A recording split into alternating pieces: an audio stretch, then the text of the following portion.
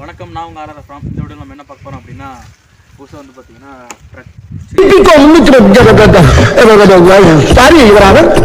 Tractor வாங்கியிருக்கோம். ஏன் அப்படின்னு வந்து பார்த்தீங்கன்னா, சார் டிராக்டர் கிடையாது, நாங்கள் அப்படி சொல்லிக்கோம். இது வந்து பார்த்தீங்கன்னா ஒரு குட்டி பவர் வீடர். பவர் வீடருங்கிறது கரெக்டான பேர் நிறைய பேர் இப்போ கேட்பீங்க. பவர் வீடருங்கிறது ஆக்சுவலாக வந்து பார்த்தீங்கன்னா கரெக்டான பேர் கிடையாது. குட்டி பவர் வீடர் அப்படிங்கிறது தான் இதோட பேர்.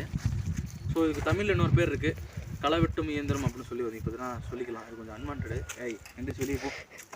ஸோ அது இருந்துட்டு போகுது, அது இப்போதைக்கு போகாது. சரி, நான் செவனேந்தானா போய்க்கிருந்தேன், யார் வம்பு தும்புக்காச்சும் போனனா. ஸோ இதுதான் இப்போ நம்ம புதுசாக வாங்கியிருக்கிறது. ஸோ இதோட டீட்டெயில்ஸ் பற்றி இப்போ பார்க்கலாமா? ஸோ இதனுடைய ஹார்ஸ் பவர் எவ்வளோன்னு வந்து பார்த்தீங்கன்னா 7 ஹார்ஸ் பவர். ஸோ இதோட ப்ரைஸ் வந்து பார்த்தீங்கன்னா 34,000 ரூபாய். 30 வர மாட்டேங்குது. 34,000 ரூபாய்க்கு இது ஒர்த்தா அப்படின்னு கேட்டிங்கன்னா என்னை கேட்ட வரைக்கும் ஒர்த்து. ஏன் அப்படின்னா ஒரு வயலே வந்து பார்த்தீங்கன்னா ஓட்டியிருக்கோம். ஸோ அது இல்லாமல் பார்த்தீங்கன்னா இன்றைக்கி அடுத்த வயல் வந்து பார்த்தீங்கன்னா ஓட்ட போகிறோம். ஸோ எந்த ஒரு பொருளையுமே ஏன்டா உடனே வாங்கினதெல்லாம் ரிவ்யூ போடல அப்படின்னா, ஸோ ரிவ்யூ அப்படின்றது பார்த்தீங்கன்னா நம்ம யூஸ் பண்ணி நமக்கு எப்படி இருக்குது அதோட அட்வான்டேஜ் டிஸ்அட்வான்டேஜ் சொல்கிறது இப்போ தான் ரிவ்யூ. ஸோ இன்றைக்கி அது மற்றவங்க எப்படி பண்ணுறாங்கன்னு தெரியாது, நான் இப்படி தான் பண்ணணுங்கிறது தான் எனக்கு நானே வச்சுட்ட ஒரு பிரின்சிபல், அதாவது ஒரு ரூல்னு வச்சு கூட வச்சுக்கலாம். ஸோ நான் யூஸ் பண்ணிட்டு அது நல்லா இருந்தால் மட்டும்தான் அது ரிவ்யூ சொல்லுவேன். நல்லா இல்லை அப்படின்னா அது நல்லா இல்லைங்கிறத ஓப்பனாக சொல்லிடுவேன்.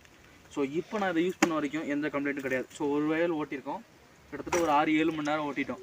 ஸோ 10 மணி நேரத்துக்கு ஒரு தடவை ஃபஸ்ட் டைம் ஆயில் மாற்றணும், அதுதான் ரூலு. ஸோ இப்போ என்னோடய டேங்க் கெப்பாசிட்டி வந்து எல்லாம் பார்த்துலாமா? வந்துருச்சு. ஸோ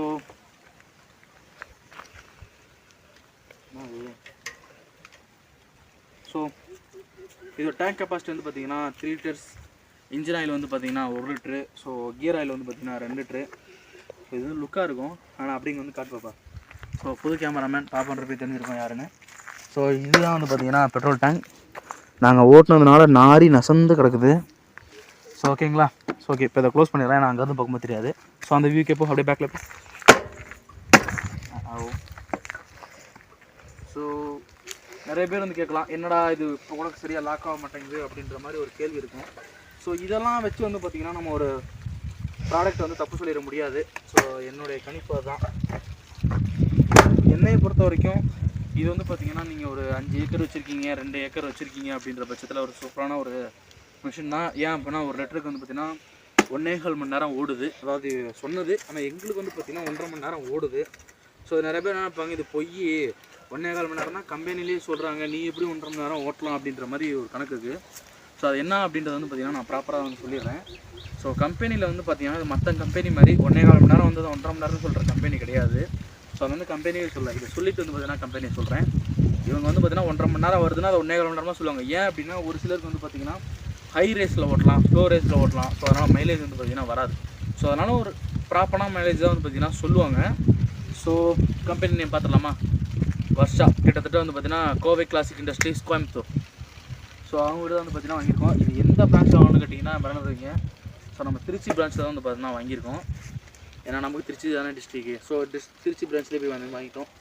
ஸோ இதுக்கு இஎம்ஐ எதுவும் போட்டிருக்கீங்களான்னு கேட்டால் இல்லை, சிங்கிள் பேமெண்ட்டை கட்டிட்டு வண்டி எடுத்துகிட்டு வந்துட்டோம். ஸோ இதுக்கு அட்டாச்மெண்ட்ஸ் அப்படின்னா நிறைய பேர் எதிர்பார்த்துருப்பீங்க. எஸ், இதுக்கு அட்டாச்மெண்ட் இருக்குது. ஸோ ஆக்சுவலாக வந்து பார்த்திங்கன்னா ஒரு அட்டாச்மெண்ட் வந்து வீட்டிலே விட்டுட்டு வந்துட்டேன். வீட்டிலனா இன்னொரு சும்மா இது நம்ம காடு, வீடு கொஞ்சம் காட்டில் தான் நம்ம கூடிடுவோம்ல. ஸோ இதோடைய மொத்தம் வந்து பார்த்திங்கன்னா 3 அட்டாச்மெண்ட் சொல்லுவாங்க. ஆனால் டைப்பில் வந்து பார்த்திங்கன்னா 2 டைப் தான். ஒன்று உழவு ஓட்டுறது, இன்னொன்று வந்து பார்த்திங்கன்னா வாய்க்கால் போடுறது, அவங்க வந்து பார் போடுறதுன்னு சொல்லுவாங்க, எப்படி என்ன சொல்லலாம். ஸோ 2 அட்டாச்மெண்ட் தாங்க. அந்த 2 அட்டாச்மெண்ட்டை வந்து பார்த்திங்கன்னா நான் இப்போ ஒரு டைப் ஆஃப் அட்டாச்மெண்ட்டை மட்டும் வந்து பார்த்திங்கன்னா காமிச்சிட்றேன். ஸோ இப்போ ஃப்ரேம் விட்டு வெளியே போயிடுவேன். அது எதுக்குன்னா இந்த இதுதாங்க அந்த 2 அட்டாச்மெண்ட். ஸோ இது வந்து பார்த்திங்கன்னா ஐயோ மாற்றி வச்சுட்டேன். ஸோ இது வந்து பார்த்திங்கன்னா இப்போ இருக்கிற பொசிஷனில் நம்ம வீல்ட்டு வந்து பார்த்திங்கன்னா போட்டுருவோம். ஸோ இதை இப்படி போட்டு தான் ஓட்டணும். நிறைய பேருக்கு டவுட் இருக்கும், பவர் வீடர்னு சொன்னால். பட் இருந்தாலும் இப்படி இருக்குது அப்படின்னு புதுசாக பார்க்கணும். இதை பற்றி இருக்க எக்ஸ்பீரியன்ஸ் இருக்கவங்களுக்கு இது புரியும். ஏன் அப்படின்னா பவர் வீடர் அப்படின்றது வந்து பார்த்திங்கன்னா நான் ஃபஸ்ட்லேயே சொல்லியிருப்பேன், இது வந்து ஒரு குட்டி பவர் வீடர், பெரிய பவர் வீடர் கிடையாது அப்படின்னு. ஏன் அப்படி சொன்னேன் அப்படின்னா பவர் வீடர் அப்படின்றது ட்ரக்கு, சின்ன ட்ரக்கு, அதுலேருந்து சின்னதான தான் வந்து பார்த்திங்கன்னா அந்த பவர் வீடர் அப்படிங்கிறது. அதுக்கு டிப்பர் எனக்கு தெரிஞ்சு சரியாக இல்லை, ஏன்னா இதுக்கு இருக்குங்கிறாங்க, அதுக்கு எப்படின்னு டீட்டெயில் தெரியல, ஏன்னா நாங்கள் அதை பற்றி விசாரிக்கல. ஸோ இதுக்கு டிப்பர் இருக்கானா இருக்குது, அதை அட்டாச் பண்ணால் நீங்கள் தனியாக வாங்கிக்கணும். 34,000 பேக்கேஜெலாம் இது மட்டும்தான் வருமா? ஸோ இன்னொன்று இருக்குது, அதாவது வேறு நான் எடுத்து வர மாட்டேங்கிறேன். ஸோ மேபி நான்